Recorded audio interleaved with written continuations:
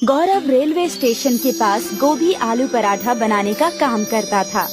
आइए आइए, गर्मा गर्म गोभी आलू के पराठे खाइए। गौरव के घर पर उसकी माँ, बेटी और पत्नी थी। गौरव सुबह से लेकर शाम तक मेहनत करता, लेकिन फिर भी अपनी गरीबी दूर नहीं कर पा रहा था। सुनिए जी, गोभी आलू के पराठे बनाने में लागत बहुत ज्यादा आती है। आप एक काम कीजिए, आप सादा पराठे बनाकर बेचिए, जिससे हमारी लागत कम आएगी और प्रॉफिट ज्यादा होगा। नहीं, मैं ऐसा नहीं कर सकता। सादे पराठे खाना कोई पसंद नहीं करेगा। और फिर पिताजी भी गोभी आलू के पराठे बेचा करते थे, इसलिए मैं भी यही काम करूँगा। गौरव के पास तरह तरह के ग्राहक और उनकी तरह तरह की डिमांड होती। अरे भाई, जरा मेरे पराठे में गोभी आलू ज्यादा भर देना। मुझे पराठों के साथ सब्जी भी चाहिए। मुझे पराठों के साथ अचार चाहिए। मुझे पराठों के साथ दही चाहिए। गौरव कभी कभी ग्राहकों की डिमांड सुनकर परेशान हो जाता था। अगर आपको पराठे के साथ सब्जी चाहिए तो उसके अलग से पैसे देने होंगे। मैं अलग से पैसे नहीं दूंगा। देख रहे हो भाइयों, ये गौरव सब्जी के पैसे अलग से मांग रहा है। चलो चलो, हमें यहाँ खाना नहीं खाना है। अरे सुनिए तो, आप लोग कहाँ जा रहे हैं? रुकिए तो सही। एक दिन गौरव बहुत निराश होकर घर पहुँचा। क्या हुआ? रेहड़ी पर ग्राहकों की संख्या लगातार कम होती जा रही है। ग्राहक पैसे देना नहीं चाहते, लेकिन उन्हें सब्जी, अचार, दही, सारी चीजें पराठों के साथ चाहिए। चलिए कहीं बाहर घूमने चलते हैं, थोड़ा मूड फ्रेश हो जाएगा। हमारे पास इतने पैसे तो नहीं है कि किसी टूरिस्ट प्लेस पर घूमने जाएं। तुम्हारे घर ही घूमने चलते हैं। गौरव अपने ससुराल में घूमने गया, जो गांव में थी। रास्ते में गौरव और उसकी पत्नी को प्यास लगी। उन्हें कहीं से झरने गिरने की आवाज सुनाई दी। ये झरने की आवाज पूरब दिशा से आ रही है। गौरव और उसकी पत्नी पूरब की ओर चलते गए। झाड़ियों के पार उन्हें झरना मिला। ये झरना तो बहुत खूबसूरत है। गौरव और उसकी पत्नी ने जी भरकर पानी पीकर प्यास बुझाई और हाथ पैर भी धोए। जब वे चलने के लिए तैयार हुए तो उन्हें किसी के कराहने की आवाज सुनाई दी। ये कराहने की आवाज झरने के पीछे से आ रही है। झरने के अंदर घुसकर देखना होगा, तभी पता लगेगा कि उस पार कौन है। लेकिन झरने के अंदर घुसना खतरनाक भी हो सकता है। क्या पता ये किसी तरह का जाल हो। तभी झरने में से एक आवाज आई। ये किसी तरह का जाल नहीं है, मेरी मदद करो। मैं एक साधु हूँ, मुझे कैद से मुक्त करो। मुझे झरने के पार जाना ही होगा गीता।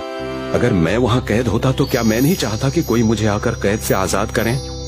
गौरव झरने के पार गया तो उसने देखा कि एक साधु एक कटीले खम्भे से बंधा हुआ है। साधु की पीठ से खून बह रहा था। तुम कौन हो और यहाँ कैसे कैद हो गए? मैं सब कुछ बताऊंगा, पहले तुम मुझे कैद से आजाद करो। गौरव ने रस्सी खोल दी और साधु आजाद हो गया। तुम्हारा बहुत बहुत धन्यवाद। मैं एक साधु हूँ और मुझे कुछ शक्तियाँ प्राप्त हैं। मैं व्यक्ति की मनचाही इच्छा पूरी कर सकता हूँ।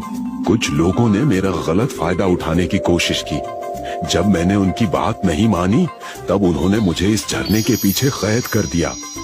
अगर तुम्हें चमत्कारी शक्तियाँ प्राप्त हैं, तो तुमने स्वयं को खुद ही आजाद क्यों नहीं कर लिया? मैं अपनी शक्तियों का प्रयोग स्वयं के लिए नहीं कर सकता। ठीक है साधु महाराज, अब मैं चलता हूँ। मुझे अपनी ससुराल पहुँचना है और देर हो रही है। तुम खाली हाथ क्यों जा रहे हो? तुमने मेरी मदद की है, मैं तुम्हारी क्या मदद कर सकता हूँ?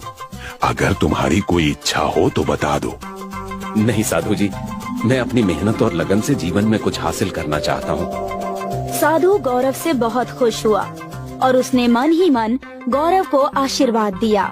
गौरव अपने ससुराल से लौटने के बाद फिर से अपने गोभी आलू के पराठे बनाने के धंधे में लग गया। आइए आइए, गर्मा गर्म गोभी आलू के पराठे खाइए। आइए आइए। ग्राहक फिर से तरह तरह की डिमांड करने लगे। अरे भाई, मुझे पराठे के साथ सब्जी भी चाहिए। सब्जी तो नहीं है। तभी अचानक उस आदमी के पराठे में से सब्जी निकलने लगी। मुझे पराठे के साथ दही चाहिए। मेरे पास दही नहीं है। लेकिन तभी उस आदमी के पराठे में से दही निकलने लगा। मुझे पराठे के साथ अचार चाहिए। मेरे पास अचार नहीं है। लेकिन तभी तीसरे आदमी की प्लेट में से अचार निकलने लगा। सारे लोगों का दिमाग चकरा गया। ये सब क्या हो रहा है? मैंने तो इन लोगों को सब्जी, दही, अचार नहीं दिया, तो भी इनकी प्लेट में तीनों चीजें कहाँ से आ गईं? तभी वहाँ वही साधु आया जिसे गौरव ने झरने के पीछे जाकर आजाद किया था। बेटा जरा 2 पराठे लगा देना, सब्जी, दही और अचार के साथ। इतना कहकर साधु अदृश्य हो गए। गौरव समझ गया कि ये सारा चमत्कार उस साधु की वजह से हो रहा है। गौरव की रेहड़ी पर लोगों की भीड़ लग गई। सभी पराठे खाने के लिए वहाँ टूट पड़े। वे पराठे के साथ सब्जी, दही, अचार और जो भी मांगते वही पराठों में से निकलने लगता और थाली में आ जाता। गौरव ईमानदारी से सिर्फ पराठों के पैसे लिया करता। कुछ ही दिनों में गौरव लखपति बन गया। गौरव ने सबको सच सच बता दिया कि ये चमत्कार एक साधु की वजह से हो रहा है, जिसे गौरव ने झरने के पीछे के कैद से मुक्त किया था। वे साधु झरने के पास ही ध्यान में लीन होकर तपस्या करने लगे। गौरव के बराबर में दीपक नाम का एक आदमी ठेला लगाता था। दीपक भी पराठे बेचा करता था। दीपक ने सोचा कि अगर वो भी गौरव की तरह वरदान प्राप्त कर ले तो वो भी जल्द ही अमीर हो जाएगा। दीपक गौरव के पास गया और उसने बातों बातों में वो जगह पूछ ली जहाँ झरना था। दीपक बंदूक लेकर साधु के पास पहुँच गया। तुम कौन हो और यहाँ क्यों आए हो? सुन बुढ़ऊ, मेरा नाम दीपक है और मैं गौरव के बराबर में रेहड़ी लगाता हूँ। तूने गौरव को वरदान देकर बहुत बुरा किया। तुम गलत समझ रहे हो। गौरव एक भला और मेहनती आदमी है। उसने मुझसे कोई वरदान नहीं मांगा था।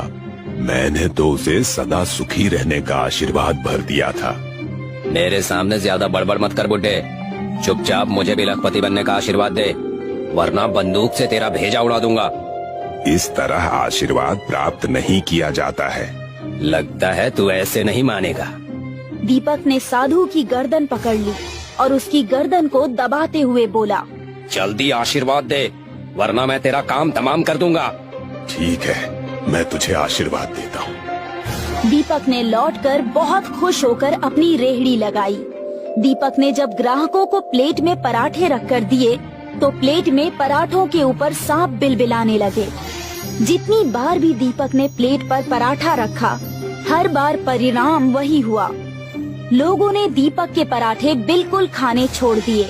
अब सारे ग्राहक गौरव की रेहड़ी पर जाने लगे और गौरव ने देखा कि ग्राहकों की संख्या बहुत बढ़ गई है, तो गौरव ने 2 नौकरों को रखकर एक रेस्टोरेंट खोल लिया और इस तरह अपनी मेहनत और लगन के भरोसे पर खुशहाल जीवन बिताने लगा।